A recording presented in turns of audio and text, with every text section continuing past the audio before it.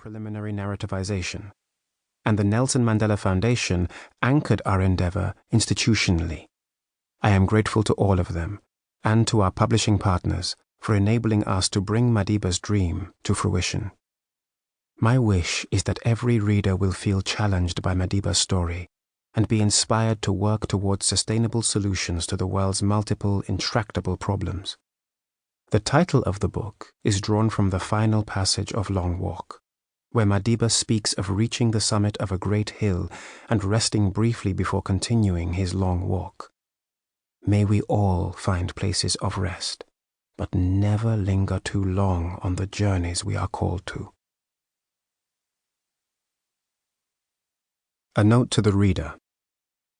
A significant proportion of the words in this book are from Nelson Mandela's own writings, encompassing text from his unfinished memoir on his presidential years, as well as personal notes and speeches made in Parliament, at political rallies, or on the international stage in his capacity as a revered advocate for human rights. The unfinished memoir, The Presidential Years, consists of 10 draft chapters, most of which include several versions, as well as notes toward further chapters.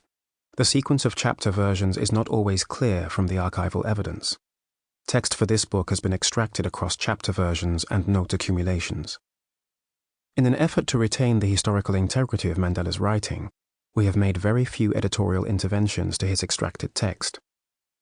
Apart from standardizing quotation marks, italicizing titles of books or newspapers, and occasionally inserting a comma for sense or correcting the rare occurrence of a misspelt name. Editorial interpolations to provide further information to the reader appear in square brackets. We have retained Mandela's characteristic style of capitalizing professional titles and have also preserved inconsistencies such as his occasional capitalization of terms such as blacks and whites.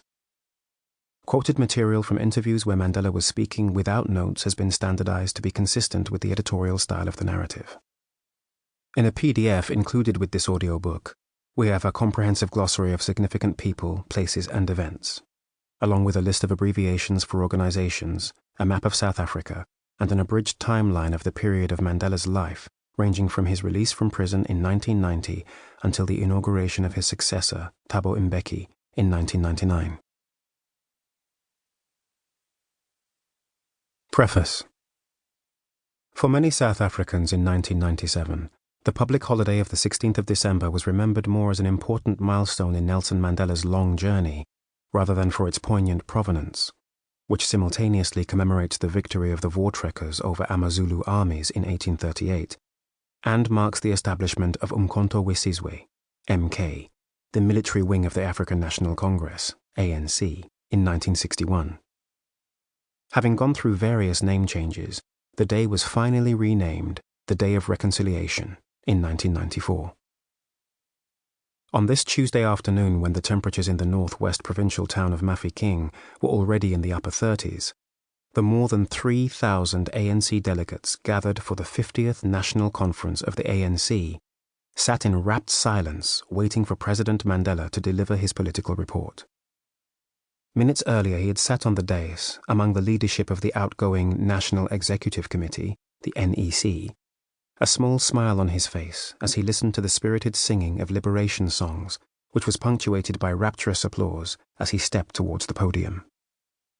Unlike most tall people, Mandela was unconscious of his height, standing erect as he read from the report, his delivery flat and matter-of-fact. He believed in the import of his words, and therefore saw little use for rhetorical devices, much favoured by some of his compatriots. The new South Africa, ushered in with joy and celebration by the first democratic elections of 1994, was already experiencing the traumatic aftermath of a difficult birth.